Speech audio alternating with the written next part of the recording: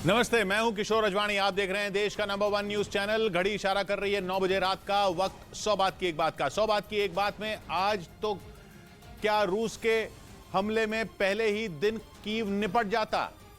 America और Israel का चक्रव्यूह ईरान कैसे तोड़ पाएगा। इराक और सीरिया में तुर्की किस किस से बदला लेगा और चीन का धोखेबाज कर्नल कौन है।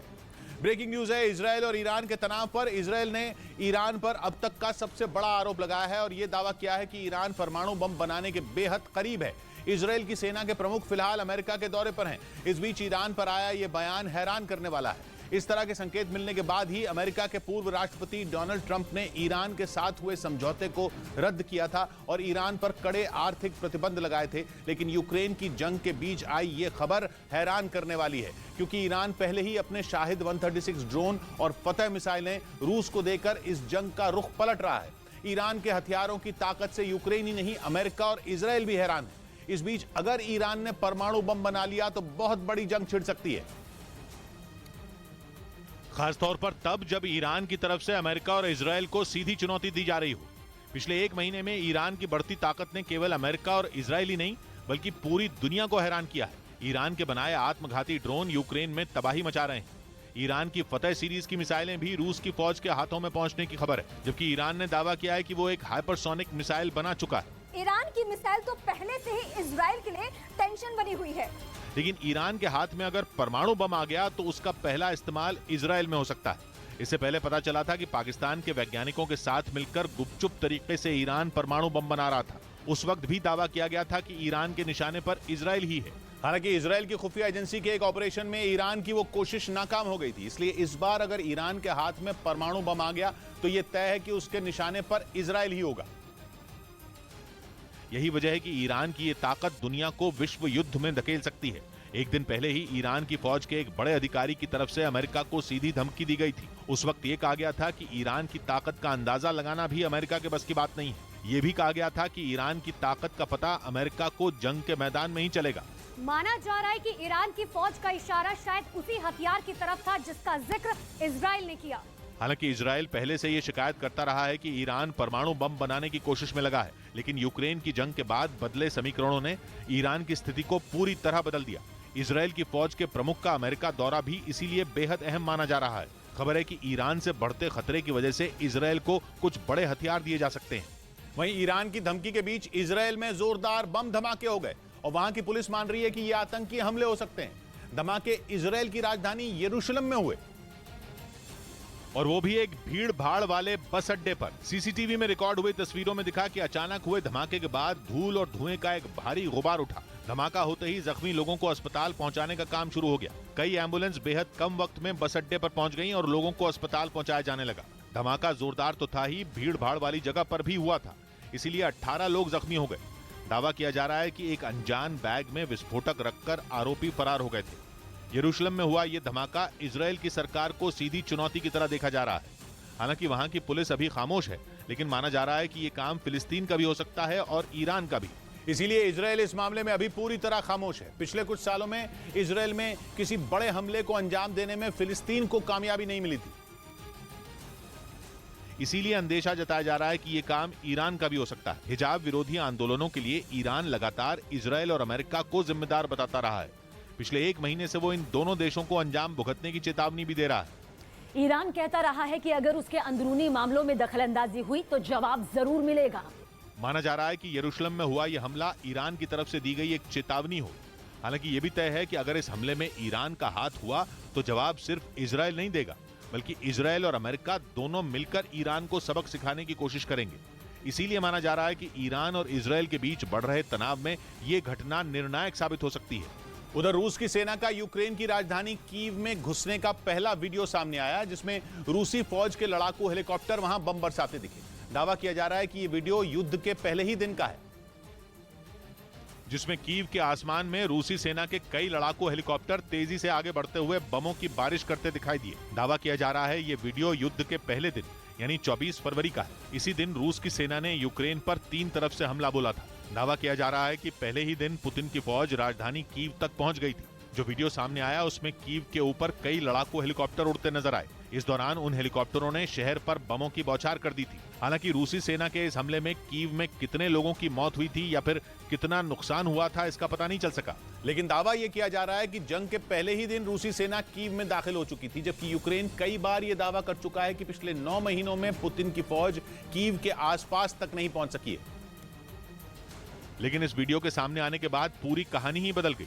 यूक्रेन के दावे के मुताबिक रूसी सेना कीव में कभी घुसी ही नहीं, जबकि इस वीडियो को देखने के बाद यह दावा किया जा रहा है कि पहले ही दिन रूस कीव तक पहुंच गया था। बताया जा रहा है कि 24 फरवरी से पहले ही रूस के कई जासूस कीव पहुंच चुके थे और उनका प्लान जंग के पहले ही दिन यूक्रेन के राष्ट्रपति जेलेंस्की का खात्मा करना था। लेकिन दावा यह किया जा रहा है कि यूक्रेन को रूस की इस साजिश की भनक लग गई थी, जिसके बाद आनंद फानन में जेलेंस्की को अपना ठिकाना तक बदलना पड़ा था, क्योंकि अगर जेलेंस्की मारे जाते तो जंग उसी वक्त खत्म हो जाती। हालांकि यूक्रेन इन तमाम बातों को नकार रहा है। इस बीच कीव में एक रिहायशी इमारत पर मिसाइल से हमला किया गया, जिसमें 3 लोगों की मौत हो गई, जबकि कई लोग घायल हो गए। यूक्रेन का आरोप है कि रूस की सेना ने जानबूझकर इमारत को निशाना बनाया ताकि मिसाइल की मार से वहां ज्यादा से ज्यादा नुकसान हो। और हुआ भी कुछ ऐसा ही, क्योंकि इस हमले का जो वीडियो सामने आया उसमें हर तरफ सिर्फ बर्बादी और तबाही ही दिखाई दी। मिसाइल गिरने की वजह से पूरी इमारत मानो खंडहर में बदल गई। कई जगहों से आग की लपटें उठती दिखी। धुएं की वजह से वहां कुछ भी साफ नजर नहीं आ रहा था। इस दौरान वहां मौजूद फायर ब्रिगेड के कई लोग आग बुझाते दिखे, जबकि कुछ लोग घायलों को सहारा देकर वहां से निकालते नजर आए। यूक्रेन का दावा है कि मिसाइल हमले की वजह से आसपास मौजूद कई दूसरी इमारतों को भी भारी नुकसान पहुंचा। ब्रेकिंग न्यूज आ रही है। तुर्की की सेना इराक और सीरिया में जमीन पर जंग लड़ने के लिए तैयारी कर रही है। तुर्की के राष्ट्रपति ने ऐलान किया कि बहुत जल्द वो वहां जमीन से हमला करेंगे। तुर्की ने दावा किया कि इराक और सीरिया में उसके हवाई हमलों में करीब 500 कुर्द लड़ाकों की मौत हुई है।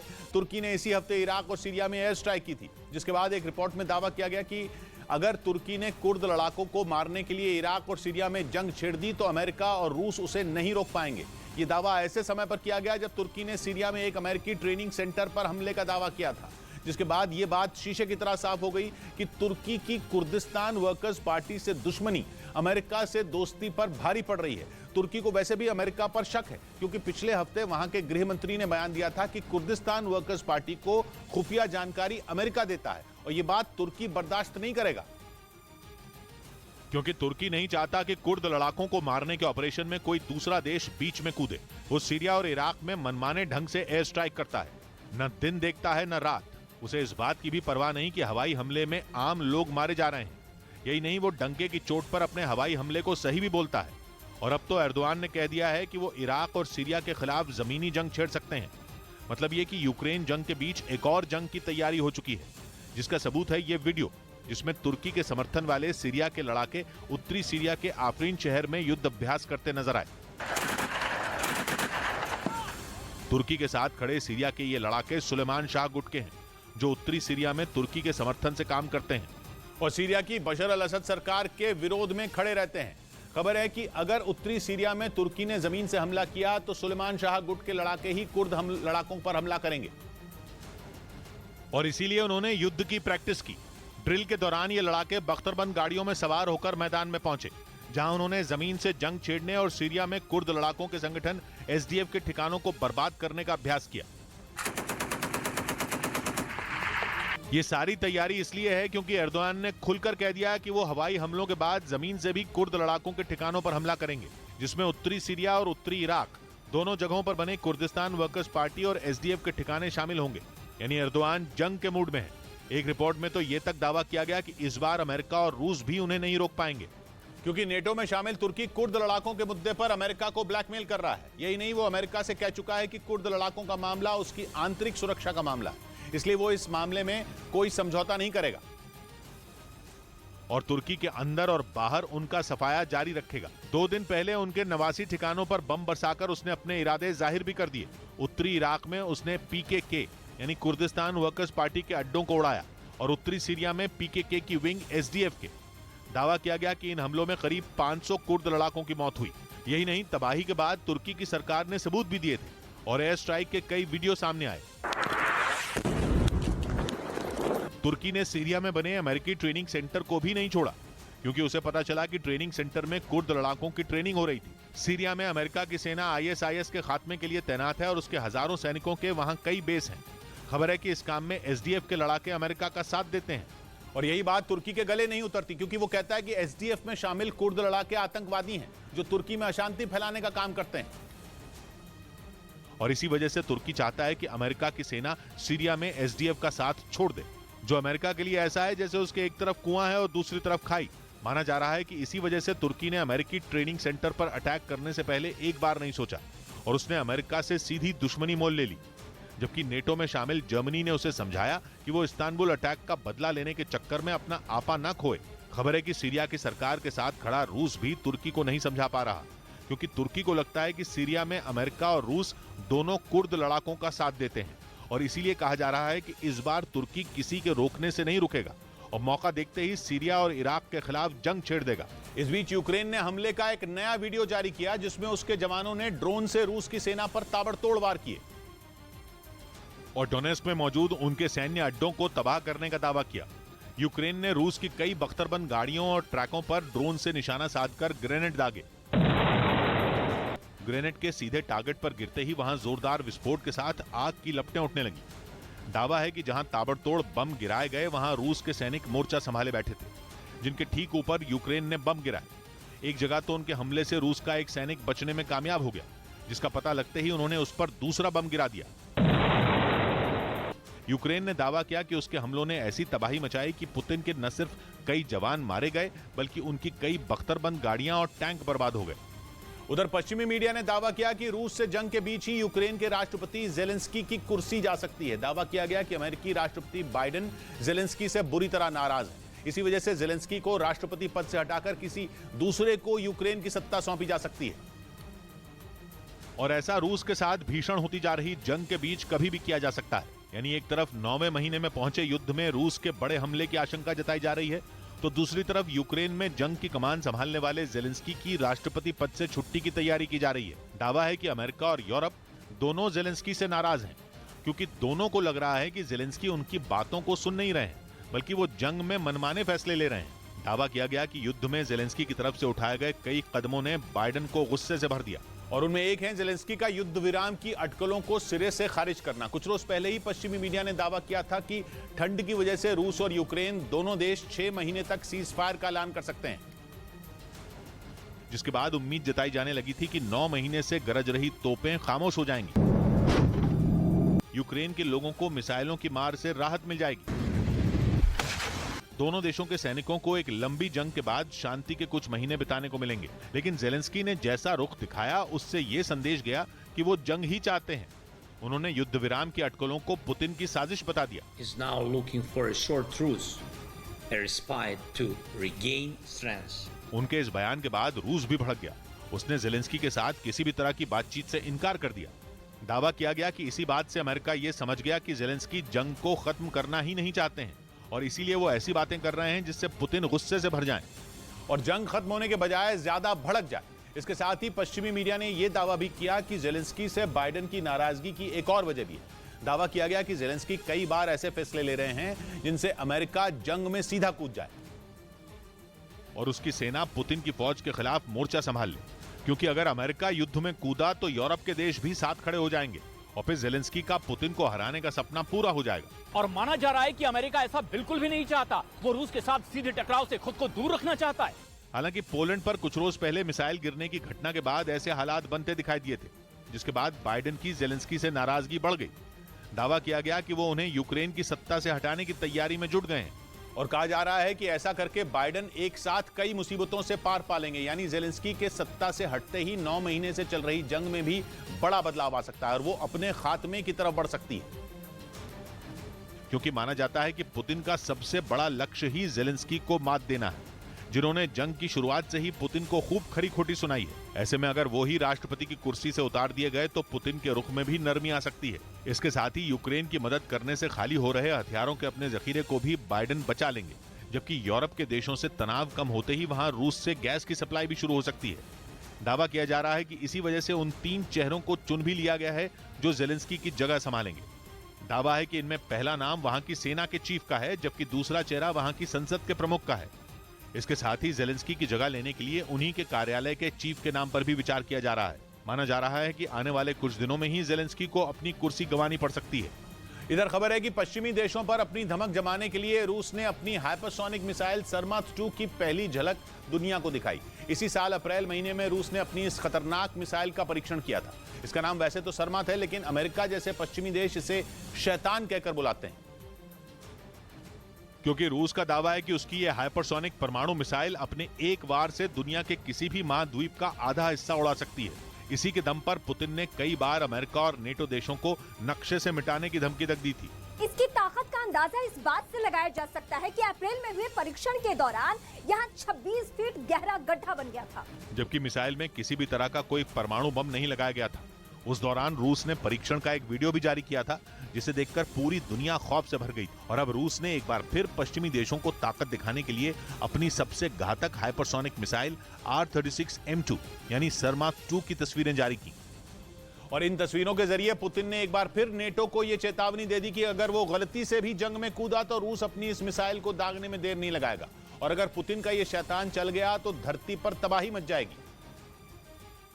क्योंकि रूस का दावा है कि उसकी इस हाइपरसोनिक मिसाइल को मार गिराने वाला एयर डिफेंस सिस्टम बना ही नहीं है। रूस के मुताबिक सरमात 2 मिसाइल की स्पीड 25,000 किलोमीटर प्रति घंटा से भी ज्यादा है और उसकी रेंज 18,000 किलोमीटर है, यानी दुनिया का बड़े से बड़ा शहर रूस की इस मिसाइल की जद में है। और तो और सरमात मिसाइल एक साथ 12 परमाणु बम छोड़ सकती है। पश्चिमी मीडिया के मुताबिक अगले महीने पुतिन अपनी 14 मंजिला ऊंची हाइपरसोनिक मिसाइल सरमात 2 का दोबारा परीक्षण करने की तैयारी में है, जो किसी भी लिहाज से यूक्रेन और अमेरिका के लिए अच्छी खबर नहीं है, क्योंकि रूस पहले से ही जंग में यूक्रेन की मदद करने वाले नेटो देशों से खार खाए बैठा है। और खुद पुतिन कई बार पश्चिमी देशों को अपनी इस मिसाइल का डर दिखा चुके हैं।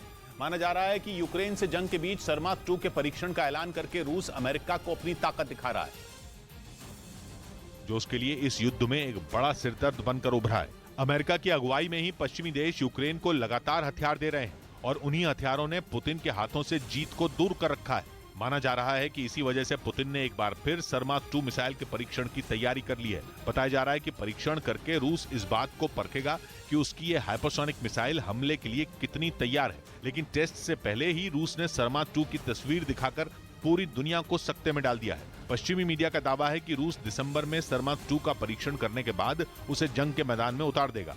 उधर यूक्रेन ने इस बार रूस को नहीं बल्कि बेलारूस को ही सीधी चेतावनी दे दी। यूक्रेन ने धमकी दी कि अगर बेलारूस के रास्ते उस पर फिर हमला हुआ तो उसे ही अंजाम भुगतना होगा। और ऐसा इसलिए हुआ क्योंकि पिछले करीब 1 महीने से रूस ने बेलारूस में खतरनाक हथियार जुटाने शुरू कर दिए, जिनमें परमाणु हथियार ले जाने में सक्षम मिसाइलों से लेकर घातक लड़ाकू विमान भी शामिल हैं। और रूस के इस कदम के बाद आशंका जताई जा रही है कि यूक्रेन के उत्तर में एक बार फिर भीषण हमला हो सकता है, जैसा कि 24 फरवरी को हुआ था। लेकिन तब खतरा इतना बड़ा नहीं था जैसा अब है, क्योंकि तब रूस ने टैंकों और लड़ाकू विमानों से हमले बोले थे, जबकि उसके लड़ाकू हेलीकॉप्टरों ने बेलारूस से आकर यूक्रेन में रॉकेट भी बरसाए थे। लेकिन अब बेलारूस में रूस ऐसी मिसाइलें तैनात कर रहा है जो परमाणु बम से लैस की जा सकती हैं, जिसके बाद यूक्रेन ने भी अब रूस को खुली धमकी दे दी कि 24 फरवरी जैसा हमला हुआ तो बेलारूस को ही अंजाम भुगतना होगा। क्योंकि यूक्रेन की सेना हमले का जवाब देने के लिए पूरी तरह तैयार है। यूक्रेन ने दावा किया कि बेलारूस में रूस के बढ़ते हथियारों के जखीरे की वजह से उसने उत्तर की सीमा की किलेबंदी कर दी है और वहां घातक टैंकों के साथ सैनिकों की बड़ी टुकड़ियों की तैनाती कर दी है, जो किसी भी हमले का पूरी ताकत से जवाब दे सकते हैं। यूक्रेन ने दावा किया कि पिछली बार के हमले से सबक लेकर ही उसने इस बार ऐसी तैयारी की है, क्योंकि जिस तरह के हथियार रूस बेलारूस में जुटा रहा है वो किसी भी वक्त यूक्रेन में तबाही मचा सकते हैं। पिछले महीने ही खबर आई थी कि रूस ने अपनी किंजल मिसाइल बेलारूस में भेज दी है, जबकि एक दिन पहले ही वहां इस्कंदर मिसाइल को भी तैनात किए जाने का दावा किया गया। यूक्रेन ने दावा किया कि उसके लिए जंग में रूस से ज्यादा खतरा बेलारूस बना हुआ है, क्योंकि वो भले ही जंग में नहीं उतरा, लेकिन रूस ने अब तक की जंग ही उसके कंधे पर बंदूक रखकर लड़ी है। यूक्रेन के मुताबिक इसी वजह से बेलारूस पर भी खतरा मंडरा रहा है।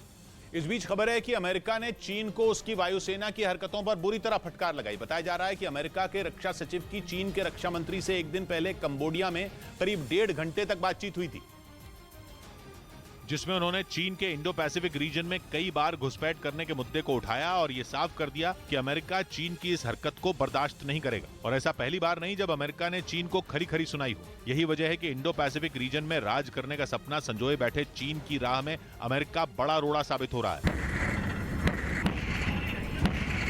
ऐसे में एक बार फिर अमेरिका ने चीन को यह समझा दिया कि वो इस रीजन में दखल देने की कोशिश न करे, इसी में उसकी भलाई है। और वो अगर अपनी हरकतों से बाज नहीं आएगा तो वो अपने लिए खुद मुसीबतें खड़ी कर रहा है। और इस बात से चीन वाकिफ भी है, क्योंकि चीन इंडो पैसिफिक रीजन में अपना दबदबा बनाए रखने के लिए कोई कसर नहीं छोड़ रहा है।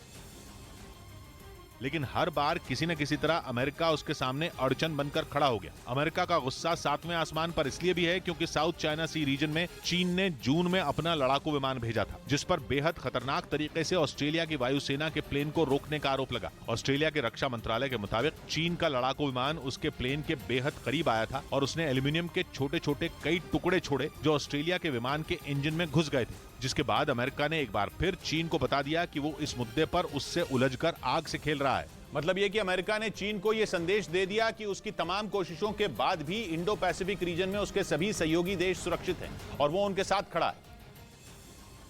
जिसका सबूत अगस्त में अमेरिकी संसद की स्पीकर नैन्सी पेलोसी ने ताइवान पहुंच कर दिया था। उनके दौरे से चीन बौखला गया। वो ऐसा भड़का कि जोश में होश खो बैठा। चीन तभी से अमेरिका और ताइवान को युद्ध की गीदड़ भभकी दिए जा रहा है। वो ताइवान के पास बड़ी बड़ी मिलिट्री ड्रिल कर चुका है, यहाँ तक कि चीन ताइवान के पास के समंदर में मिसाइलें दाग चुका है। मतलब चीन ने अपनी ताकत की नुमाइश करने में कोई कोर कसर नहीं छोड़ी।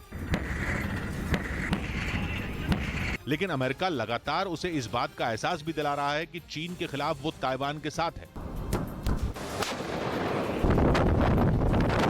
बीते कुछ साल से वो ताइवान पर बेहद आक्रामक है और कई बार ताइवान के हवाई सीमा में अपने जेट उड़ा चुका है। यूक्रेन जंग के बाद से तो चीन ने इंडो पैसिफिक रीजन में जंग के हालात बना दिए हैं।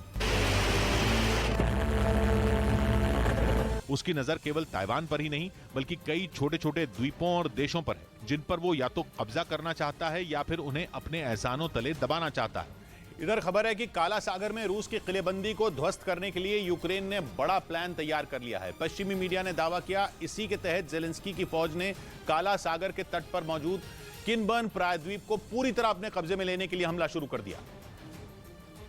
और काला सागर के इस इलाके को रूस के हाथों से छीनने के लिए उसने एड़ी चोटी का जोर लगा दिया। दावा है कि बिना रुके और बिना थके यूक्रेन के जवान पिछले कई दिनों से किनबर्न में डटे रूस के सैनिकों पर जोरदार वार करते रहे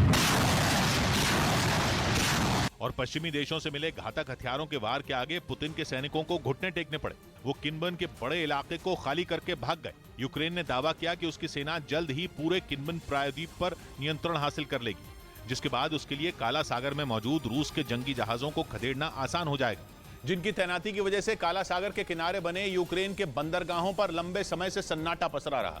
जहां से लाखों करोड़ का कारोबार रोजाना हुआ करता था, वहां से कोई जहाज हिलने तक की हिम्मत नहीं जुटा पाया, जिसकी दो बड़ी वजह रही। पहली, काला सागर में मौजूद कलिब्र क्रूज मिसाइलों से लैस रूस के जंगी जहाजों का ताकतवर बेड़ा और दूसरी किनबर्न प्रायद्वीप पर तैनात रूस के खतरनाक मल्टीपल रॉकेट लॉन्चर, जिनकी मदद से रूस ने कई बार मिसाइलें दागकर यूक्रेन के शहरों को दहलाया भी था। लेकिन अब यूक्रेन ने दावा किया कि सिर्फ 3 और बस्तियों से रूसी सेना को खदेड़ने के बाद पूरा किनबर्न प्रायद्वीप उसके कब्जे में आ जाएगा, जो काला सागर में नीप्रो नदी के मुहाने पर बसा है और यहीं से यूक्रेन के 2 बड़े बंदरगाह वाले शहरों निकोलेव और खैरसोन के लिए रास्ता जाता है। यूक्रेन को उम्मीद है कि अगर इस प्रायद्वीप पर हाइमार्स जैसे घातक हथियार तैनात हो गए तो फिर रूस के जंगी जहाजों के लिए काला सागर में कुंडली मारकर बैठे रहना आसान नहीं रहेगा। इसलिए माना जा रहा है कि रूस और यूक्रेन की जंग में जल्द ही एक नया ट्विस्ट देखने को मिल सकता है। पश्चिमी मीडिया पहले ही दावा कर चुका है कि यूक्रेन की सेना किनबर्न प्रायद्वीप को बड़े हमले के लिए लॉन्च पैड के तौर पर इस्तेमाल कर सकती है, क्योंकि उसके लिए वहां से अमेरिका और पश्चिमी देशों से मिले घातक हथियारों की मदद से काला सागर में मौजूद रूस के जंगी जहाजों को निशाना बनाना बेहद आसान हो जाएगा। जबकि खबर यह भी है कि रूस के जंगी जहाज इस हालत में नहीं है कि वो इन घातक हथियारों के वार के सामने ठहर पाएं। पश्चिमी मीडिया के मुताबिक इस वक्त काला सागर में रूस के जो 6 जंगी जहाज तैनात हैं, उनके पास बेहद घातक मानी जाने वाली कलिब्र मिसाइल का स्टॉक पूरी तरह खत्म हो चुका है और जब मिसाइलें ही नहीं बची तो इन जंगी जहाजों से यूक्रेन की सेना क्यों डरे। इसीलिए उसने काला सागर से उन्हें खदेड़ने का प्लान तैयार कर लिया। उधर खबर है कि अपनी जमीन पर मिसाइलें फटने से घबराया पोलैंड खुद को यूरोप का मिलिट्री सुपर पावर बनाने की तैयारी में जुट गया। पश्चिमी मीडिया ने दावा किया कि इसके लिए उसने हथियारों का जखीरा जुटाने का सिलसिला तेज कर दिया। वो दुनिया के सबसे आधुनिक माने जाने वाले टैंक, लड़ाकू विमान, एयर डिफेंस सिस्टम और दूसरे घातक हथियारों को जल्द से जल्द अपनी सेना के बेड़े में शामिल करना चाहता है, ताकि रूस का हमला होने पर इनकी मदद से उसे मुंह तोड़ जवाब दिया जा सके। जिसके लिए वो अमेरिका से उसके सबसे ताकतवर माने जाने वाले 250 एब्रम टैंक खरीदने के लिए बड़ी मिलिट्री डील कर चुका है। साथ ही वो अमेरिका को 32 F-35 फाइटर जेट का ऑर्डर भी दे चुका है, जिन्हें दुनिया के सबसे खतरनाक फाइटर जेट में एक माना जाता है। खबर है कि इसके अलावा पोलैंड का दक्षिण कोरिया के साथ भी तोप और मल्टीपल रॉकेट लॉन्चर की खरीद के लिए करार हो चुका है। और एक दिन पहले खबर आई थी कि जर्मनी भी पोलैंड को पेट्रियट मिसाइल डिफेंस सिस्टम देगा, क्योंकि पोलैंड को यह लग रहा है कि जंग में यूक्रेन की मदद करने की वजह से कहीं पुतिन का गुस्सा उस पर न फूट पड़े। और रूस कई बार यूक्रेन के मददगारों को परमाणु हमले की धमकी भी दे चुका है। और पोलैंड तो अब तक की जंग में यूक्रेन का सबसे बड़ा मददगार बना हुआ है, क्योंकि जेलेंस्की की सेना अमेरिका और पश्चिमी देशों से मिले जिन घातक हथियारों की बदौलत जंग में टिकी है, उनमें ज्यादातर हथियार पोलैंड से होकर ही यूक्रेन पहुंचे हैं, जिससे पुतिन भड़के हुए हैं। इसीलिए पोलैंड ने रूस से निपटने के लिए अपनी सेना की ताकत को बढ़ाना शुरू कर दिया। इसके लिए पोलैंड अपने रक्षा बजट को दुगना करने की तैयारी में है। खबर है कि वो इसे कुल जीडीपी के 2.4% से बढ़ाकर 5% कर देगा और अगले 10 साल में सेना पर करीब 12,000 करोड़ डॉलर, मतलब भारतीय रुपयों में करीब 10 लाख करोड़ की रकम खर्च करेगा। और रूस से पोलैंड के डर का अंदाजा इसी बात से लगाया जा सकता है कि वो अमेरिका से अपनी जमीन पर परमाणु बम तैनात करने के लिए भी गुहार लगा चुका है। इस बीच यूक्रेन ने यूरोपियन यूनियन से रूस की मिसाइल इंडस्ट्री पर कड़े प्रतिबंध लगाने की मांग की, ताकि जंग में रूस को हथियारों की कमी हो जाए और उसके लिए युद्ध के मैदान में टिक पाना मुश्किल हो जाए। इससे पहले भी अमेरिका और यूरोप के देशों ने रूस पर कई प्रतिबंध लगाए, लेकिन यूक्रेन पर उसके हमले कम नहीं हुए। इधर रूस और यूक्रेन के बीच जारी जंग का असर पूरी दुनिया की अर्थव्यवस्था पर होने का दावा किया गया। Organisation for economic cooperation and development ने इस पर रिपोर्ट जारी की। और इस साल दुनिया की आर्थिक विकास दर केवल 3.1% रहने का अनुमान जताया गया, जबकि पिछले साल अर्थव्यवस्था 5.9% की दर से बढ़ी थी। रिपोर्ट में युद्ध का सबसे बुरा असर यूरोप की अर्थव्यवस्था पर होने का भी जिक्र है। उधर इजराइल के मीडिया ने दावा किया कि ईरान से हथियार खरीदने पर रूस को इजराइल ने बड़ी धमकी दे दी। दावा किया गया कि इजराइल ने खुलकर रूस से नाराजगी जाहिर की और साफ कर दिया कि वो ईरान से हथियारों की खरीद बंद कर दे, क्योंकि जंग में ईरान ने बड़े पैमाने पर रूस को खतरनाक ड्रोन दिए, जिनकी मदद से रूसी सेना ने यूक्रेन के कई शहरों में तबाही मचा दी।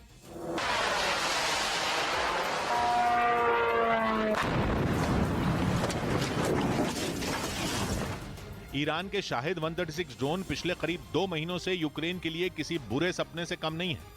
उन्होंने यूक्रेन की राजधानी समेत कई हिस्सों में कहर ढाया और अब तो खबर है कि ईरान ड्रोन के बाद रूस को मिसाइलों की भी सप्लाई करने जा रहा है। दावा किया गया कि इसी खबर ने इजराइल को इतना गुस्सा दिला दिया कि उसने रूस को ही चेतावनी दे दी।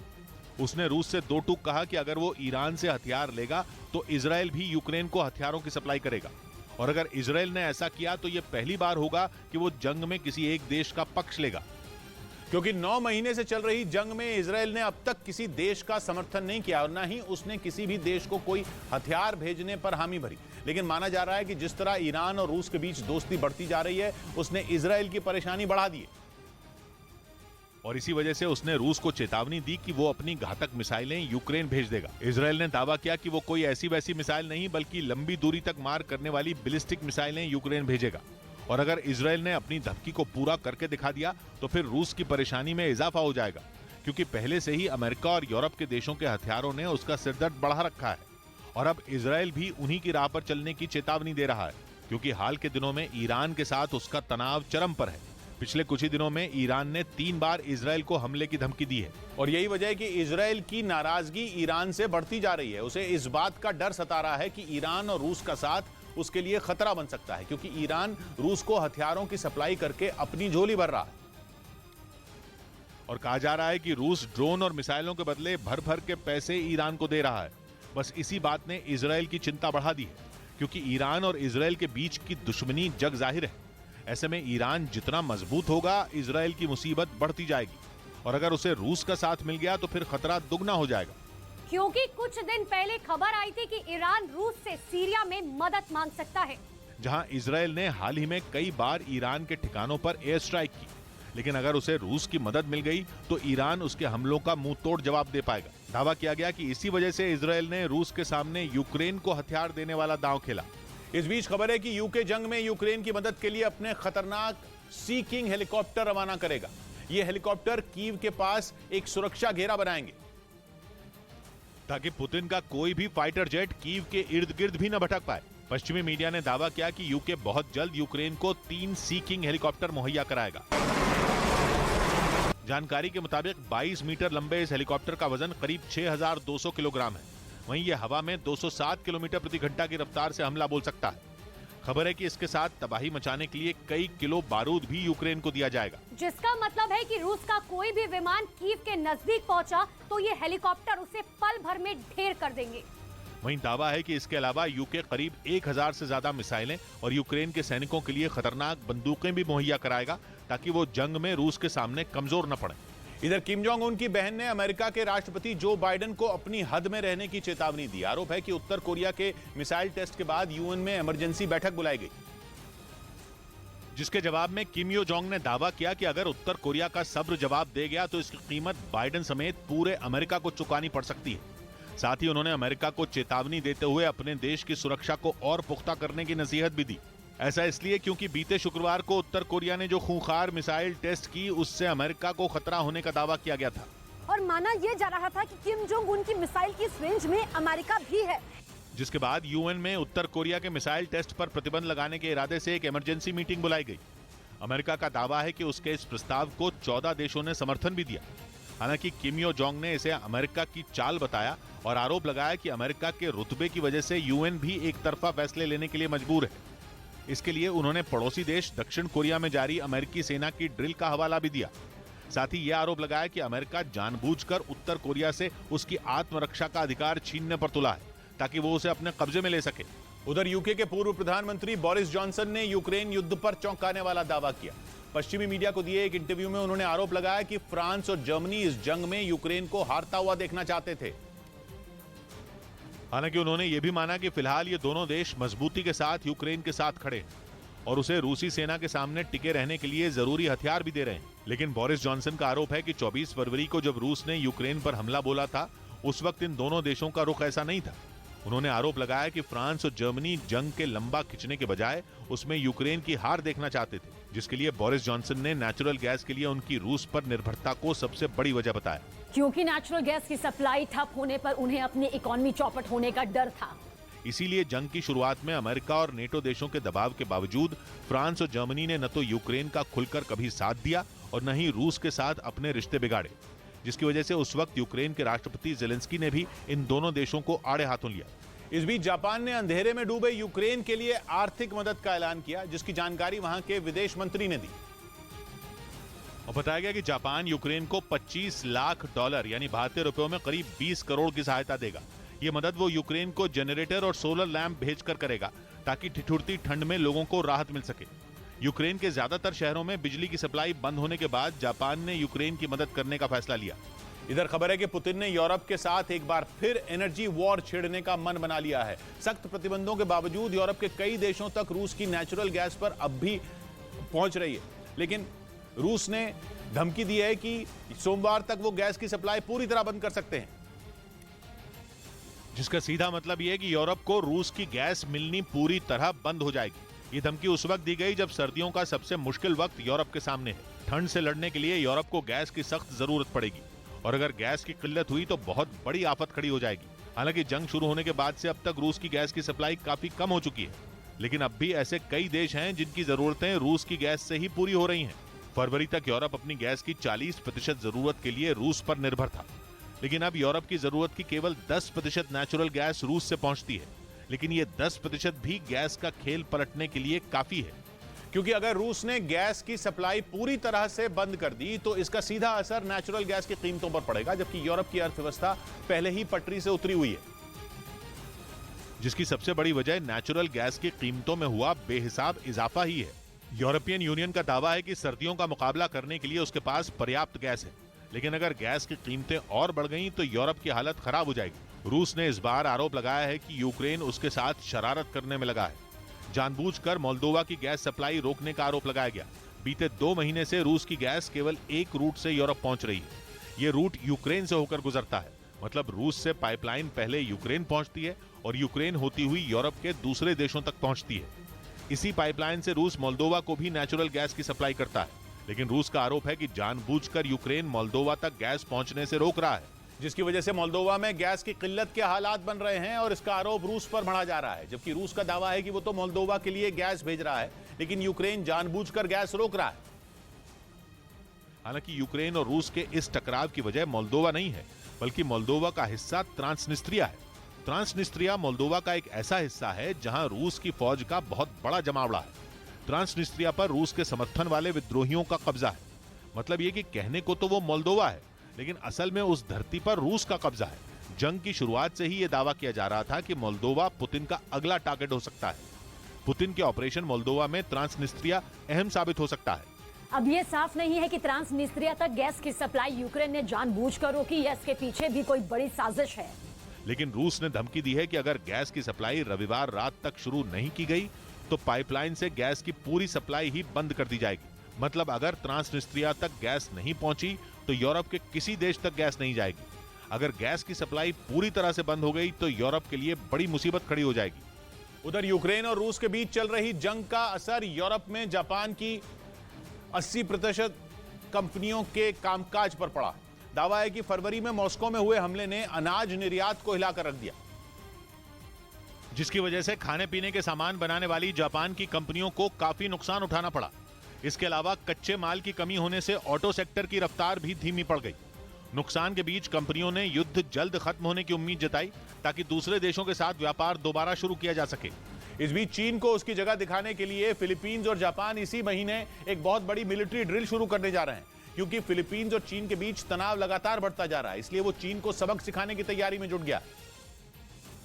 और ऐसा करने के लिए इंडो पैसिफिक रीजन के देशों को एकजुट होकर वहां अपने सैनिकों की चहलकदमी बढ़ानी होगी, ताकि इस रीजन पर नजर गड़ाए बैठे चीन को उसे हथियाने का मौका न मिले।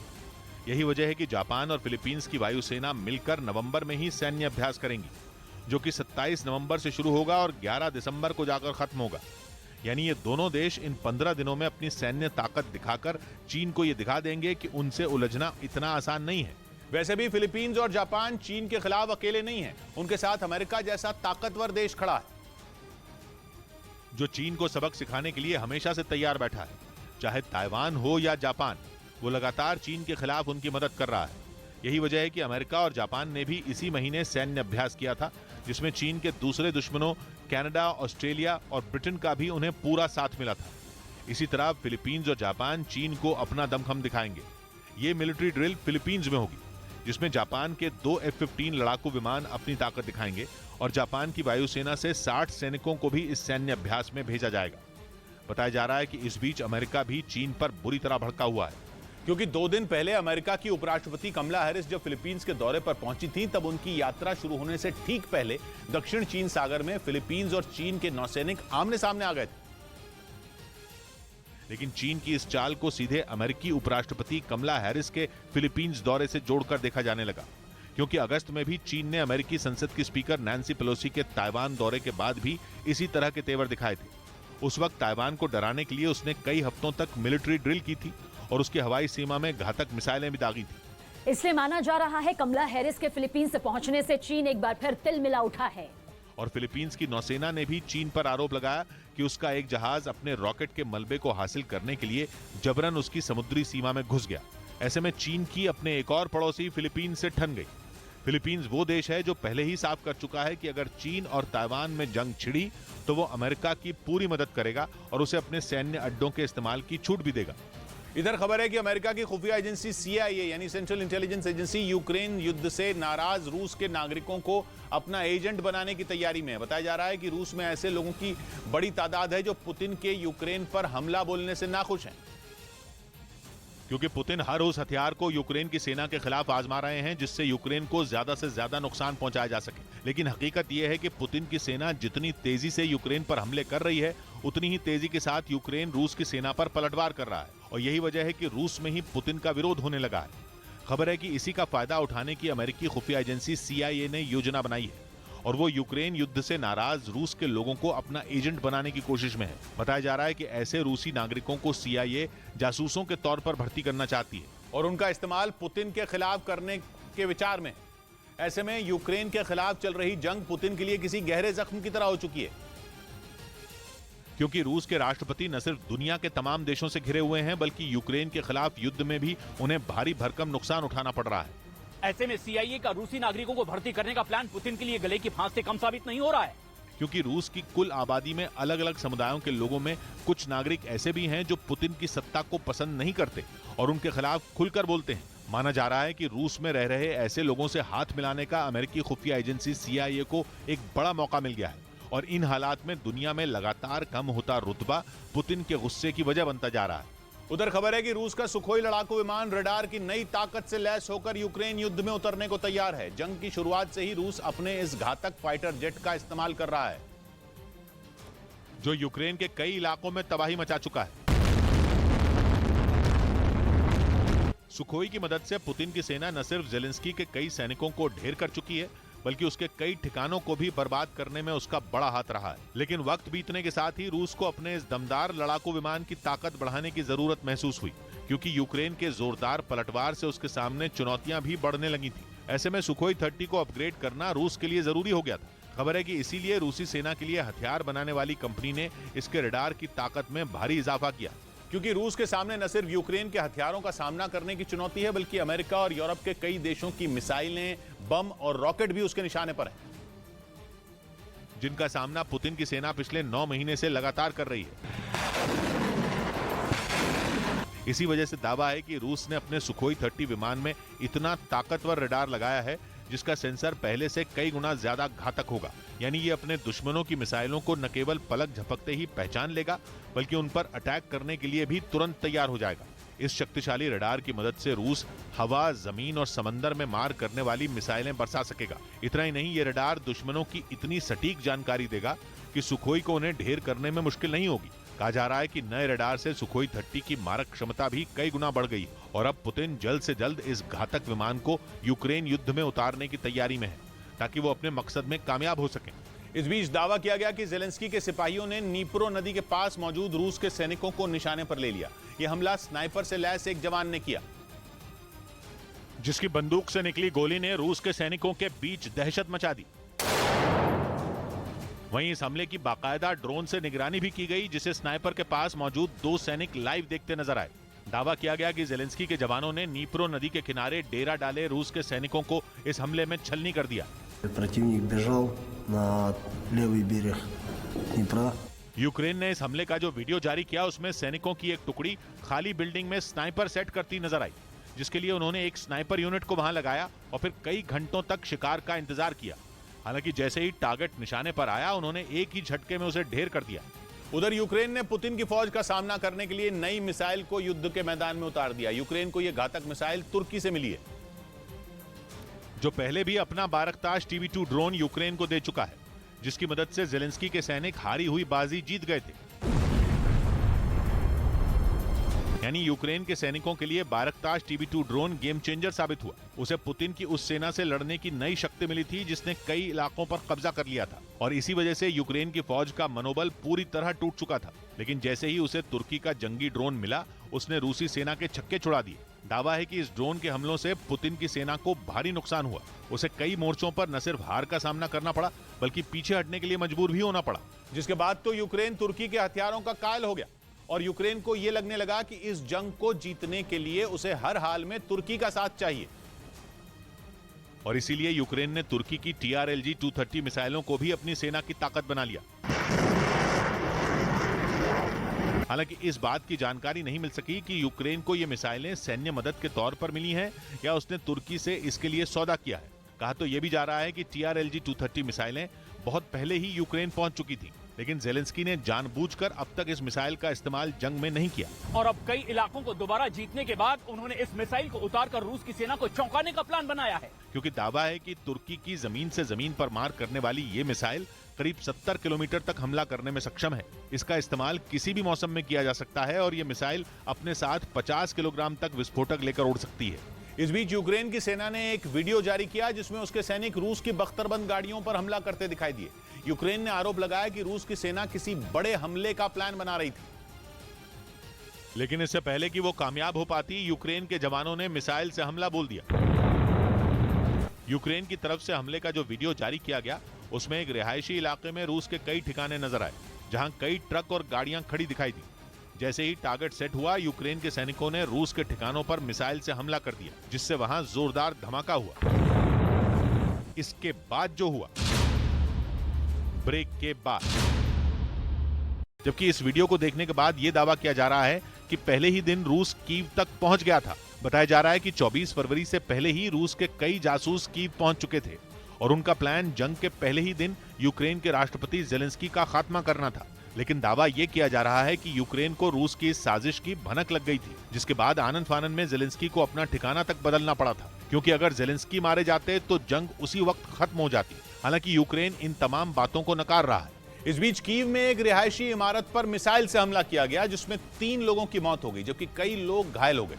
यूक्रेन का आरोप है कि रूस की सेना ने जानबूझकर इमारत को निशाना बनाया ताकि मिसाइल की मार से वहां ज्यादा से ज्यादा नुकसान हो। और हुआ भी कुछ ऐसा ही, क्योंकि इस हमले का जो वीडियो सामने आया उसमें हर तरफ सिर्फ बर्बादी और तबाही ही दिखाई दी। मिसाइल गिरने की वजह से पूरी इमारत मानो खंडहर में बदल गई। कई जगहों से आग की लपटें उठती दिखी। धुएं की वजह से वहां कुछ भी साफ नजर नहीं आ रहा था। इस दौरान वहां मौजूद फायर ब्रिगेड के कई लोग आग बुझाते दिखे, जबकि कुछ लोग घायलों को सहारा देकर वहां से निकालते नजर आए। यूक्रेन का दावा है कि मिसाइल हमले की वजह से आसपास मौजूद कई दूसरी इमारतों को भी भारी नुकसान पहुंचा। ब्रेकिंग न्यूज है इजरायल और ईरान के तनाव पर। इजरायल ने ईरान पर अब तक का सबसे बड़ा आरोप लगाया है और यह दावा किया है कि ईरान परमाणु बम बनाने के बेहद करीब है।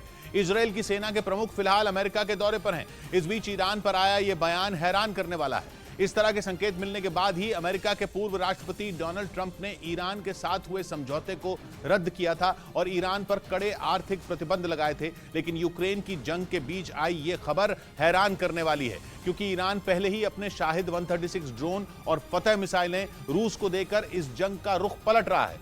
ईरान के हथियारों की ताकत से यूक्रेन ही नहीं, अमेरिका और इजरायल भी हैरान है। इस बीच अगर ईरान ने परमाणु बम बना लिया तो बहुत बड़ी जंग छिड़ सकती है, खासतौर पर तब जब ईरान की तरफ से अमेरिका और इजरायल को सीधी चुनौती दी जा रही हो। पिछले 1 महीने में ईरान की बढ़ती ताकत ने केवल अमेरिका और इजरायल ही नहीं बल्कि पूरी दुनिया को हैरान किया है।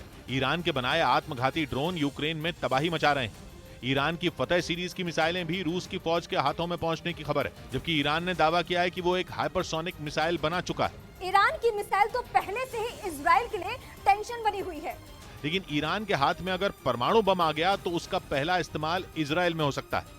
इससे पहले पता चला था कि पाकिस्तान के वैज्ञानिकों के साथ मिलकर गुपचुप तरीके से ईरान परमाणु बम बना रहा था। उस वक्त भी दावा किया गया था कि ईरान के निशाने पर इजरायल ही है। हालांकि इजरायल की खुफिया एजेंसी के एक ऑपरेशन में ईरान की वो कोशिश नाकाम हो गई थी। इसलिए इस बार अगर ईरान के हाथ में परमाणु बम आ गया तो यह तय है कि उसके निशाने पर इजरायल ही होगा। यही वजह है कि ईरान की ये ताकत दुनिया को विश्व युद्ध में धकेल सकती है। एक दिन पहले ही ईरान की फौज के एक बड़े अधिकारी की तरफ से अमेरिका को सीधी धमकी दी गई थी। उस वक्त ये कहा गया था कि ईरान की ताकत का अंदाजा लगाना भी अमेरिका के बस की बात नहीं है। ये भी कहा गया था कि ईरान की ताकत का पता अमेरिका को जंग के मैदान में ही चलेगा। माना जा रहा है कि ईरान की फौज का इशारा शायद उसी हथियार की तरफ था जिसका जिक्र इजरायल ने किया।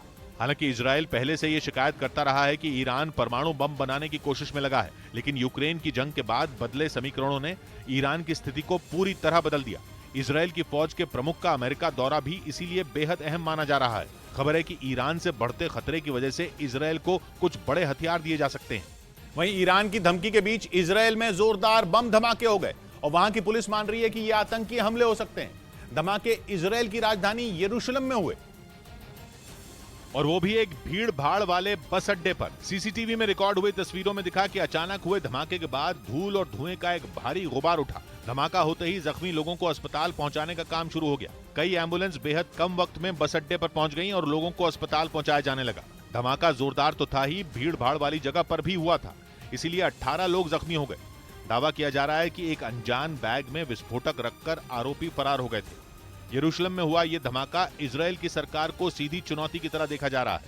हालांकि वहां की पुलिस अभी खामोश है, लेकिन माना जा रहा है कि यह काम फिलिस्तीन का भी हो सकता है और ईरान का भी। इसीलिए इजरायल इस मामले में अभी पूरी तरह खामोश है। पिछले कुछ सालों में इजरायल में किसी बड़े हमले को अंजाम देने में फिलिस्तीन को कामयाबी नहीं मिली थी। इसीलिए अंदेशा जताया जा रहा है कि यह काम ईरान का भी हो सकता है। हिजाब विरोधी आंदोलनों के लिए ईरान लगातार इजरायल और अमेरिका को जिम्मेदार बताता रहा है। पिछले 1 महीने से वो इन दोनों देशों को अंजाम भुगतने की चेतावनी भी दे रहा है।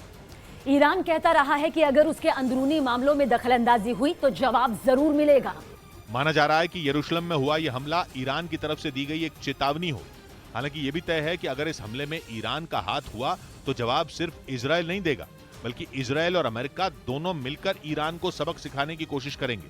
इसीलिए माना जा रहा है कि ईरान और इजराइल के बीच बढ़ रहे तनाव में यह घटना निर्णायक साबित हो सकती है। उधर रूस की सेना का यूक्रेन की राजधानी कीव में घुसने का पहला वीडियो सामने आया, जिसमें रूसी फौज के लड़ाकू हेलीकॉप्टर वहां बम बरसाते दिखे। दावा किया जा रहा है कि यह वीडियो युद्ध के पहले ही दिन का है, जिसमें कीव के आसमान में रूसी सेना के कई लड़ाकू हेलीकॉप्टर तेजी से आगे बढ़ते हुए बमों की बारिश करते दिखाई दिए। दावा किया जा रहा है ये वीडियो युद्ध के पहले दिन यानी 24 फरवरी का है। इसी दिन रूस की सेना ने यूक्रेन पर 3 तरफ से हमला बोला था। दावा किया जा रहा है कि पहले ही दिन पुतिन की फौज राजधानी कीव तक पहुंच गई थी। जो वीडियो सामने आया उसमें कीव के ऊपर कई लड़ाकू हेलीकॉप्टर उड़ते नजर आए। इस दौरान उन हेलीकॉप्टरों ने शहर।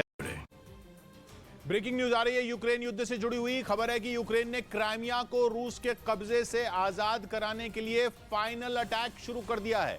रूस का आरोप है कि यूक्रेन ने क्राइमिया पर ड्रोन से हमला किया है और काला सागर की ओर से 3 ड्रोन दागे गए और रूस ने यूक्रेन के 2 ड्रोन हवा में मार गिराने का भी दावा किया। हालांकि यूक्रेन की ओर से फिलहाल इस हमले पर कोई बयान सामने नहीं आया है, लेकिन माना जा रहा है कि क्राइमिया पर हुए इस हमले से भड़के पुतिन जल्द ही पलटवार कर सकते हैं, क्योंकि खबर है कि इस हमले के बाद मॉस्को में रूसी सेना को अलर्ट पर रहने का आदेश दे दिया गया है, क्योंकि इस ड्रोन अटैक से क्राइमिया पर यूक्रेन के हमले की पुतिन की आशंका सही साबित हो गई। रूस ने आरोप लगाया कि जेलेंस्की की फौज ने क्राइमिया के सबसे बड़े शहर सेवेस्तोपोल को ड्रोन से दहलाने की कोशिश की। हालांकि रूस ने दावा किया कि वहां तैनात एयर डिफेंस सिस्टम की मदद से उसने यूक्रेन के 2 ड्रोन हवा में मार गिराए और उसकी सेना के पलटवार से घबराकर हमले के इरादे से पहुंचा यूक्रेन का एक ड्रोन काला सागर की तरफ लौट गया। हालांकि इस हमले के बाद माना जा रहा है कि यूक्रेन ने जंग जीतने के लिए रूस की रीढ़ पर वार करना शुरू कर दिया है, क्योंकि उसने हमले के लिए एक ऐसे ठिकाने को चुना जो पुतिन की नौसेना की ब्लैक सी फ्लीट का अड्डा है। और ये वो बेड़ा है जो यूक्रेन पर हमले की शुरुआत से ही पुतिन के एक्शन प्लान के सबसे अहम हथियारों में एक है। रूस के इसी बेड़े ने यूक्रेन पर घातक मिसाइलें दागकर उसकी कमर तोड़कर रख दी थी। यहाँ मौजूद जंगी जहाजों के इसी बेड़े की बदौलत रूस ने यूक्रेन के बंदरगाह का रास्ता तक रोक दिया था। इसीलिए इस शहर पर ड्रोन हमले से पुतिन के कान खड़े हो गए और क्राइमिया ही नहीं बल्कि मॉस्को में भी रूसी सेना को अलर्ट पर रहने के आदेश जारी कर दिए गए, क्योंकि पुतिन को डर है कि क्राइमिया को आजाद कराने के लिए ड्रोन हमले के बाद जल्द ही यूक्रेन की सेना अमेरिका और पश्चिमी देशों से मिले घातक हथियारों से वहां बमबारी शुरू कर सकती है। क्योंकि सेवेस्तोपोल पर ड्रोन हमला ऐसे वक्त में हुआ जब कुछ दिन पहले ही यूक्रेन के उपरक्षा मंत्री ने दावा किया था कि उनकी सेना जल्द ही क्राइमिया तक पहुंच सकती है।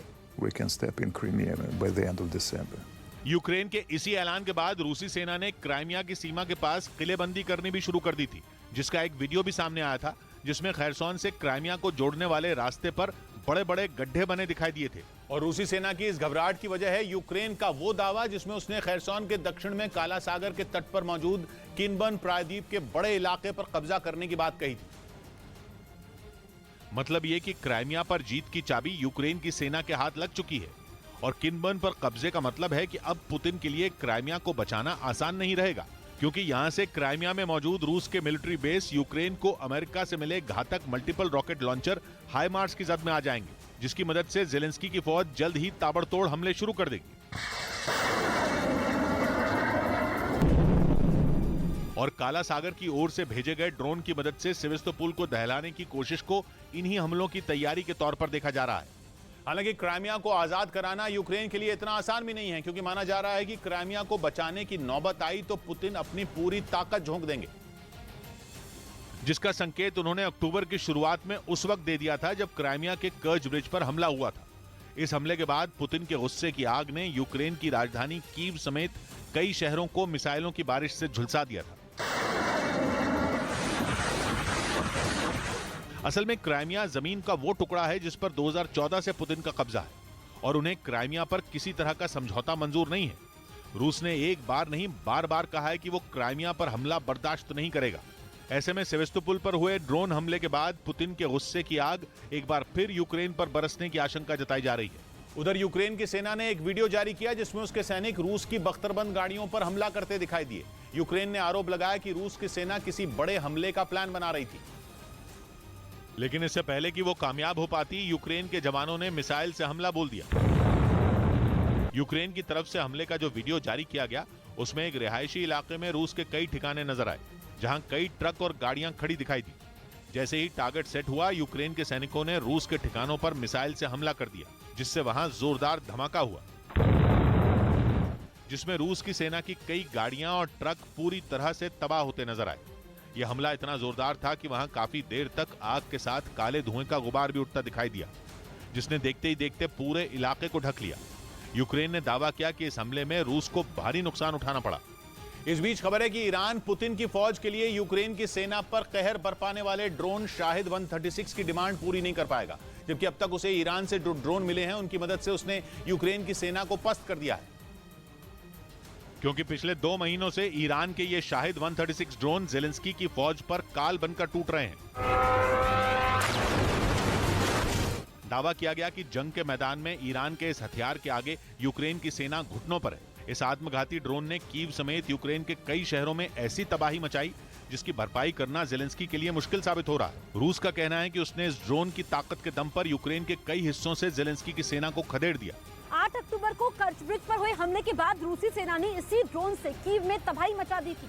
इसके बाद शाहिद 136 ड्रोन से ही रूस ने यूक्रेन के पावर प्लांटों को भी निशाना बनाया। मतलब ये कि पुतिन के पास ईरान का एक ऐसा हथियार मौजूद है जो जंग में हारी हुई बाजी पलटने की भी ताकत रखता है, और इसी वजह से रूस ने बड़ी संख्या में इस आत्मघाती ड्रोन को खरीदने के लिए ईरान से डील की थी। लेकिन पश्चिमी मीडिया का दावा है कि रूस की ईरान से आत्मघाती ड्रोन खरीदने की डील टूट चुकी है। मतलब ये कि ईरान जंग के मैदान में यूक्रेन की सेना के लिए मुसीबत बन चुके शाहिद 136 ड्रोन की सप्लाई रूस को नहीं करेगा।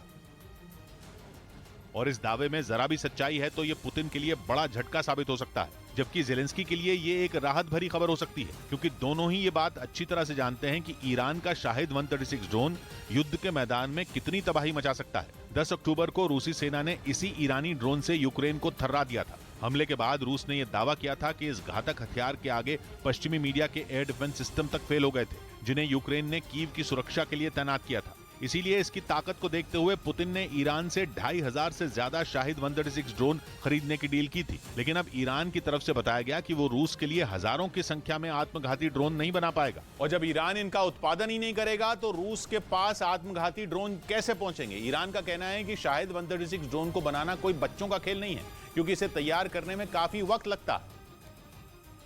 और इसी वजह से वो पुतिन को जंग के मैदान में यूक्रेन की सेना के दांत खट्टे करने के लिए इस घातक हथियार की डिलीवरी नहीं कर पाएगा। जबकि पुतिन बड़ी बेसब्री से शाहिद 136 ड्रोन के आने का इंतजार कर रहे थे, लेकिन अब ईरान ने पुतिन की सारी उम्मीदों पर पानी फेर दिया। माना जा रहा था कि ईरान से ड्रोन मिलने पर रूस यूक्रेन पर सबसे बड़ा हमला करने की तैयारी में था। पश्चिमी मीडिया का दावा है कि रूस ने यूक्रेन के कई शहरों को एक साथ टारगेट करने का प्लान बना लिया था। लेकिन अब दावा यह किया जा रहा है कि ईरान से ड्रोन नहीं मिलने पर पुतिन की सारी प्लानिंग धरी की धरी रह जाएगी, क्योंकि ईरान ने रूस को हर महीने सिर्फ 20 शाहिद 136 ड्रोन देने का वादा किया है। जबकि कुछ रोज पहले ही ये खबर आई थी कि यूक्रेन की सेना को धूल में मिलाने के लिए रूस ईरान के इस आत्मघाती ड्रोन को अपने यहां बनाएगा।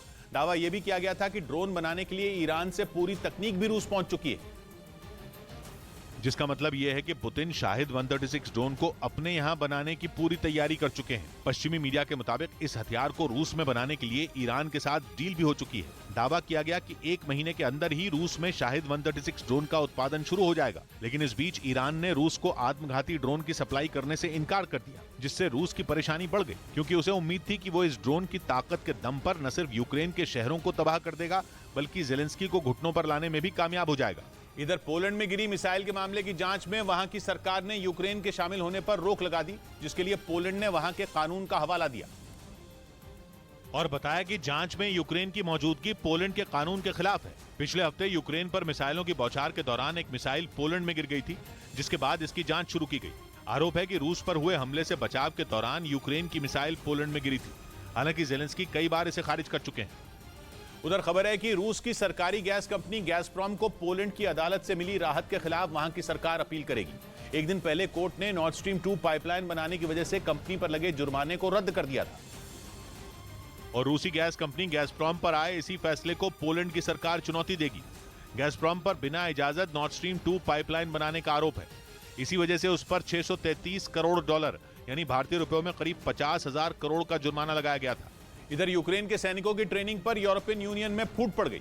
क्रोएशिया के राष्ट्रपति ने अपने देश में उनकी ट्रेनिंग से इनकार कर दिया। रूस के खिलाफ यूरोपियन यूनियन यूक्रेन के साथ है और उसने तय किया कि यूक्रेन के करीब 15,000 सैनिकों की यूरोपियन यूनियन में शामिल अलग अलग देशों में ट्रेनिंग होगी। इन देशों में क्रोएशिया भी शामिल है, लेकिन बात तब बिगड़ गई जब क्रोएशिया अलग खड़ा हो गया। उसके राष्ट्रपति ने बयान दिया कि अकेले क्रोएशिया के रक्षा मंत्री यूक्रेन के सैनिकों को वहां ट्रेनिंग की इजाजत नहीं दे सकते, क्योंकि इसके लिए राष्ट्रपति, सरकार और संसद तीनों की सहमति की जरूरत है। इससे पहले क्रोएशिया के रक्षा मंत्री ने अपील की थी कि यूक्रेन के सैनिकों को क्रोएशिया में ट्रेनिंग की इजाजत दी जाए, लेकिन क्रोएशिया के राष्ट्रपति ने ऐन वक्त पर इनकार कर दिया, जिससे यूरोपियन यूनियन की यूक्रेन की मदद करने की कोशिशों को झटका लगा।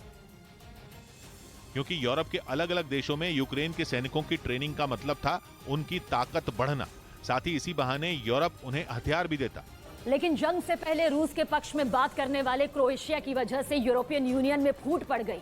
रूस और क्रोएशिया के रिश्ते अच्छे रहे। 24 फरवरी से पहले उसने कहा था कि दुनिया को रूस की सुरक्षा चिंताओं के बारे में सोचना चाहिए, लेकिन 24 फरवरी के बाद क्रोएशिया ने यूक्रेन का साथ दिया, जिसकी बड़ी वजह उसका यूरोपियन यूनियन का हिस्सा होना था। लेकिन कुछ दिन पहले रूस ने उम्मीद जताई कि क्रोएशिया से उसके रिश्ते सुधरेंगे, जिसके बाद क्रोएशिया ने यूक्रेन के सैनिकों को अपनी जमीन पर ट्रेनिंग करने से रोक दिया। माना जा रहा है कि क्रोएशिया ने ऐसा रूस से रिश्ते सुधारने के लिए किया, क्योंकि ये फैसला तब आया जब रूस ने एक बार फिर क्रोएशिया की ओर दोस्ती का हाथ बढ़ाया। उधर जापान की सेना ने पहली बार अमेरिकी मदद के बिना अपनी ताकत दिखाई। जापान अब तक कई बार अमेरिका और दक्षिण कोरिया के साथ मिलकर युद्ध का अभ्यास कर चुका है, जिसका मकसद न सिर्फ चीन की चुनौतियों से पार पाना है, बल्कि उत्तर कोरिया की धमकियों का जवाब देना भी है। क्योंकि एक तरफ जहां चीन लगातार ताइवान के साथ साथ जापान को भी युद्ध के लिए भड़का रहा है, तो वहीं उत्तर कोरिया ने दक्षिण कोरिया के अलावा जापान को भी अपना दुश्मन मान लिया है। ऐसे में जापान के सामने अपनी सुरक्षा मजबूत करने के अलावा दूसरा कोई उपाय नहीं बचा। यानी जिस जापान ने ठान लिया था कि वो न तो युद्ध करेगा और न ही घातक हथियारों के लिए पैसा पानी की तरह बहाएगा, वो अब जंग की तैयारी में पसीना बहा रहा है। इसके तहत वो कई बार अमेरिका के साथ दक्षिण चीन सागर में सैन्य अभ्यास भी कर चुका है और इन मिलिट्री ड्रिल के जरिए वो अपने दुश्मनों को अपनी ताकत भी दिखा चुका है। हालांकि हर बार उसने किसी न किसी देश के साथ मिलकर ही जंग की तैयारी की। लेकिन इस बार जापान की नौसेना ने अकेले ही समंदर में युद्ध का अभ्यास किया। इस दौरान जापान ने अपने SM-3 हथियार से T-4E बैलिस्टिक मिसाइलों पर ताबड़तोड़ वार किया। दावा है कि जापान की SM-3 एक घातक मिसाइल है, जिसका इस्तेमाल समंदर और जमीन दोनों जगहों पर हमले के लिए किया जा सकता है। इसे जापान की सेना के लिए हथियार बनाने वाली कंपनी ने एक अमेरिकी रक्षा कंपनी के साथ मिलकर बनाया है, ताकि चीन और उत्तर कोरिया की दोहरी चुनौती से निपटा जा सके, क्योंकि ये दोनों देश लगातार जापान के लिए सिरदर्द बने हुए हैं। जिसे देखते हुए जापान पहले ही ऐलान कर चुका है कि वो अपने रक्षा बजट को अगले 5 साल में दुगना कर लेगा। यानी जापान अपनी सेना की ताकत बढ़ाने में जुटा है। और हाल ही में यह खबर भी सामने आई थी कि वो अमेरिका से उसकी टॉमाहॉक क्रूज मिसाइल खरीदने की तैयारी में है। ये मिसाइल 2500 किलोमीटर तक वार करने में सक्षम है। इसकी इसी ताकत को देखकर जापान जल्द से जल्द अपनी नौसेना के बेड़े में इसे शामिल करना चाहता है। वहां के मीडिया के मुताबिक जापान सरकार अगले 5 साल में डिफेंस पर 40 ट्रिलियन येन यानी भारतीय रुपयों में करीब 23 लाख करोड़ रुपए खर्च करने की तैयारी कर रही है। मतलब चीन और उत्तर कोरिया से अपनी सीमाओं की सुरक्षा के लिए जापान खुले हाथ से खर्च करेगा। उसकी कोशिश है कि उसे दुनिया की घातक मिसाइलें, बम और रॉकेट मिल जाएं और साथ ही उसके पास लड़ाकू विमानों और जंगी ड्रोन की भी कमी न रहे। इस बीच जेलेंस्की ने आरोप लगाया कि पुतिन की सेना ने जो मिसाइल हमला किया उसमें एक नवजात की भी मौत हो गई। यह हमला एक रात पहले जापोरिजिया में किया गया, जिसके निशाने पर वहां का एक अस्पताल था। आरोप है कि जिस वक्त यह हमला हुआ तब वहां कुछ ऐसे बच्चे भी मौजूद थे जो कुछ देर पहले ही पैदा हुए थे। दावा है कि रूस की सेना ने अस्पताल पर मिसाइल गिराकर न केवल बच्चे बल्कि उसकी मां को भी मौत की नींद सुला दिया। जापोरिजिया में रूस का हमला इतना जोरदार था कि अस्पताल की बिल्डिंग मलबे में बदल गई और वहां भर्ती कई मरीज उसमें दबे नजर आए। रूस के इस मिसाइल हमले के बाद जेलेंस्की ने पुतिन पर आतंक फैलाने का आरोप लगाया। उन्होंने दावा किया कि हार से बौखलाया रूस अब यूक्रेन के लोगों पर कहर बरपाने से भी खौफ नहीं खा रहा। जेलेंस्की ने आरोप लगाया कि रूस के इस हमले में बच्चों, महिलाओं और कुछ डॉक्टरों को भी अपनी जान गंवानी पड़ी। उधर खाने और पानी की कमी से जूझ रहे यूक्रेन के खरसोन में लोगों की मदद का काम तेज हो गया। संयुक्त राष्ट्र की तरफ से बनाई गई एक टीम राहत सामग्री से भरे 13 ट्रक लेकर वहां पहुंची, जिनमें खाने के पैकेट और पानी समेत दवाइयां और मेडिकल उपकरण थे। खैरसॉन के लिए एक हफ्ते में भेजी गई ये दूसरी खेप है, जिससे वहां के करीब 1 लाख लोगों को राहत मिलेगी, क्योंकि पिछले 9 महीने से रूस के कब्जे की वजह से खैरसॉन में लोग खाने और पीने तक के लिए मोहताज हो गए। इधर जंग में रूस के सैनिकों की मदद के लिए वहां के स्कूलों के छात्र भी आगे आ गए। उन्होंने जवानों के लिए जाल और मुंह ढकने के कपड़े बनाए, जिनका इस्तेमाल यूक्रेन के खिलाफ जंग में किया जाएगा। बताया गया कि छात्र बिना किसी दबाव के अपनी मर्जी से जवानों के लिए घंटों काम कर रहे हैं। इस काम में उनकी मदद कई कॉलेज के छात्रों ने भी की। इस बीच रूस और ईरान की धमकी से परेशान यूके अब एक बड़ी मिलिट्री ड्रिल करने जा रहा है। इस सैन्य अभ्यास में उसके साथ यूएई और अमेरिका समेत 7 देश शामिल होंगे। एक रोज पहले ही यूके की वायुसेना को 3 खतरनाक F-35B लड़ाकू विमानों की खेप भी मिली थी, जिन्हें अमेरिका का सबसे आधुनिक और घातक फाइटर जेट बताया जाता है। और अब एक रोज बाद ही ये खबर आई कि यूके एक बड़ी मिलिट्री ड्रिल में भी शामिल होने जा रहा है। ये ड्रिल यूएई में होगी, जिसमें यूके, अमेरिका, ऑस्ट्रेलिया, जर्मनी और ग्रीस समेत कुल 8 देश शामिल होंगे। इस सैन्य अभ्यास में यूके की वायुसेना अपने लड़ाकू विमान टाइफून की ताकत भी दिखाएगी। इस ड्रिल में कुल 500 जवान और 45 लड़ाकू विमान हिस्सा लेंगे, जिनमें टाइफून, F-16 और मिराज 2000 फाइटर जेट शामिल हैं। माना जा रहा है कि इस मिलिट्री ड्रिल के जरिए यूके एक साथ रूस और ईरान दोनों को अपना दम दिखाएगा, क्योंकि यूक्रेन की मदद करने की वजह से वो रूस के निशाने पर है, जबकि ईरान उस पर अपने यहां हिजाब के खिलाफ हो रहे प्रदर्शनों को भड़काने का आरोप लगा रहा है, जिससे ईरान के साथ भी यूके का तनाव बढ़ गया है।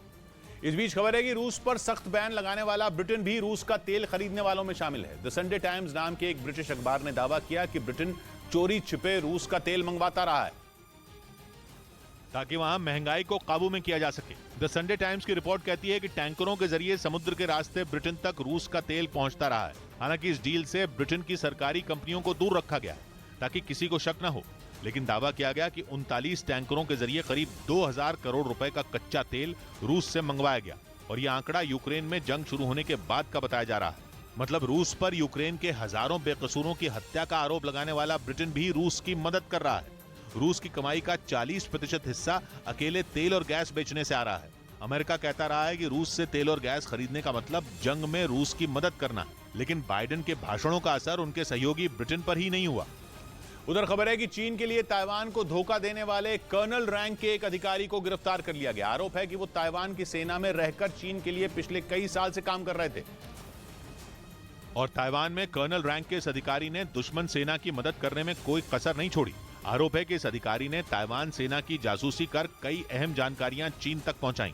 इतना ही नहीं, उन्होंने एक चिट्ठी पर यह लिखकर वादा भी किया कि अगर चीन के साथ जंग हुई तो वो दुश्मन सेना के सामने सरेंडर कर देंगे, जिसके बदले में उन्हें एक चीनी एजेंट से 5,60,000 ताइवान डॉलर यानी भारतीय रुपयों में करीब 15 लाख रुपए मिले। खबर है कि जिस चीनी एजेंट से उन्हें पैसे मिले वो भी ताइवान की सेना के पूर्व अधिकारी हैं, और उन्होंने आरोपी कर्नल को पैसे का लालच देकर अपने साथ मिला लिया था। हालांकि चीन ने इन आरोपों पर कोई जवाब नहीं दिया। लेकिन कहा जा रहा है कि शी जिनपिंग सरकार के इशारे पर ही ताइवान की सेना में जासूसी कराने की साजिश रची गई थी। इसके लिए किसी मोहरे की तलाश थी जो चीन को आरोपी कर्नल के तौर पर मिल गया, क्योंकि ताइवान पर कब्जा करने का सपना देख रहा चीन किसी भी हद तक जाने को तैयार है। इससे पहले उसने अपने इस मंसूबे को पूरा करने के लिए 2 नए आर्मी जनरलों की नियुक्ति भी की थी। कहा गया कि इन दोनों के पास युद्ध की तैयारी का काफी अनुभव है, इसलिए उन्हें यह जिम्मेदारी दी गई। खबर तो यह भी सामने आई थी कि शी जिनपिंग इन नए जनरलों के साथ कई बैठकें भी कर चुके हैं। इस बीच जेलेंस्की के सलाहकार ने दावा किया कि पुतिन को मौत का डर सताने लगा है। उन्होंने आरोप लगाया कि जंग हारने के बाद पुतिन को रूस के लोग जिंदा नहीं छोड़ने वाले, और यही डर पुतिन को अंदर ही अंदर खाए जा रहा है। जेलेंस्की के सलाहकार ओलेक्सी ओरेस्टोविच ने दावा किया कि रूस में युद्ध हारने का मतलब सिर्फ और सिर्फ मौत है। उन्होंने आरोप लगाया कि अब जबकि पुतिन यूक्रेन में हारने की कगार पर हैं, तो उनके दिल में जान जाने का खौफ बैठ गया है। ऐसा इसलिए क्योंकि रूस में जंग हारने वाले शासक को माफी की कोई गुंजाइश नहीं होती है। यानी अगर पुतिन यूक्रेन में हारे तो एक राजनेता के तौर पर तो उनका अंत तय है, साथ ही उनकी हत्या भी की जा सकती है। अरिस्टोविच के मुताबिक अब ये जंग पुतिन के लिए यूक्रेन को हराने से कहीं ज्यादा अपनी जान बचाने की हो चुकी है, जिसमें वो कमजोर पड़ते दिख रहे हैं। उन्होंने दावा किया कि खैरसॉन से रूसी सेना का पीछे हटना पुतिन के लिए चिंता की वजह बन गया, जिसके बाद उन्हें अपने ही देश में मौत का खतरा सताने लगा है। उधर यूक्रेन की सेना ने 33 जवानों के शव रूस को लौटा दिए। यूक्रेन की फौज ने पुतिन के इन सैनिकों को युद्ध में मार गिराया था, जिन्हें बाद में उनके परिवार वालों को सौंप दिया गया। мероприятие заключается в том, что बताया गया कि युद्ध के दौरान अलग अलग इलाकों में रूसी सैनिकों को मार गिराया गया था, जिसके बाद उन सैनिकों के शवों को एक जगह इकट्ठा किया गया और फिर दोनों देशों के बीच शवों की अदला बदली के तहत उन्हें रूस को लौटा दिया गया। इधर दावा किया गया कि अमेरिका ने जंग में मदद पहुंचाने के लिए अपने नए ड्रोन का परीक्षण शुरू कर दिया। इसे उन जगहों पर भेजा जाएगा जहां सैनिकों का पहुंचना मुश्किल होगा।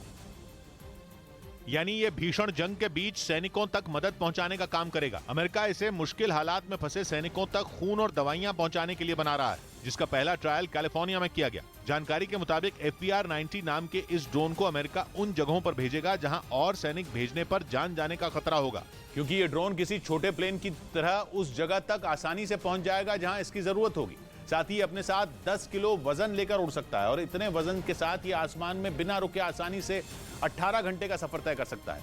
इसके अलावा इसे कहीं से भी लॉन्च किया जा सकता है, यानी इसे उड़ाने के लिए किसी रनवे की जरूरत नहीं होती। दावा है कि अमेरिका इससे जंग में जुटे सैनिकों तक खून और दवाइयां पहुंचाने का काम करेगा। उधर खबर है कि ईरान में हिजाब विरोधी आंदोलन के दौरान सुरक्षा बल ने प्रदर्शनकारियों पर जहरीली गैस छोड़ दी और यह खबर ऐसे वक्त में सामने आई जब ईरान कई पश्चिमी देशों पर इस हिंसा को भड़काने का आरोप लगा चुका है। जबकि पश्चिमी देश उससे इसलिए चिढ़े हुए हैं क्योंकि वो शाहिद 136 ड्रोन जैसे घातक हथियार देकर लगातार जंग में रूस की मदद कर रहा है। ईरान का आरोप है कि पश्चिमी देश उसके अंदरूनी मामले में आग में घी डालने का काम कर रहे हैं। यही वजह है कि पश्चिमी देशों और ईरान दोनों की तरफ से दो तरफा वार शुरू हो चुका है। ऐसे में खबर आई कि जब ईरान के सुरक्षा बल को कुर्दिस्तान प्रांत में प्रदर्शनकारी काबू में आते नहीं दिखे तो उन्होंने उन पर खतरनाक गैस छोड़ दी, जिसके कुछ वीडियो भी सोशल मीडिया पर शेयर किए गए, जिनमें हिजाब के विरोध में हजारों लोग सड़कों पर दिखे। वो प्रदर्शनकारी पुलिस पर पत्थर बरसाते नजर आए तो सुरक्षा बल के जवानों ने उन पर फायरिंग कर दी। इस बीच वहां से हरी गैस उठी। कहा जा रहा है कि इस गैस की वजह से त्वचा में जलन और उल्टी जैसी शिकायत हो सकती है और इसी वजह से पश्चिम के कई देशों में ऐसे किसी भी गैस के इस्तेमाल पर रोक है। मतलब यह कि वहां की पुलिस प्रदर्शनकारियों के खिलाफ इस तरह की गैस नहीं छोड़ सकती।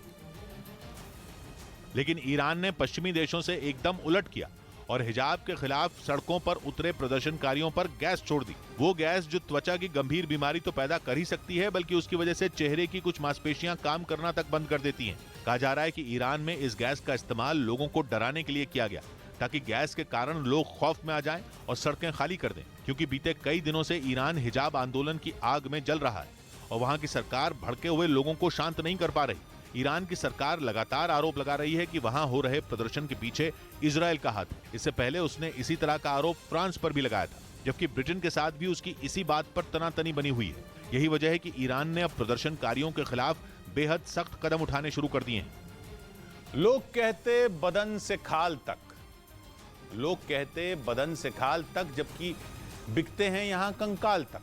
सौ बात की एक बात कही सरवत ने, अब शिकारी की खुशी मत पूछिए, कुछ परिंदे आ गए हैं जाल तक। मिलते हैं कल, घड़ी जब इशारा करेगी 9 बजे रात का, वक्त फिर होगा 100 बात की एक बात।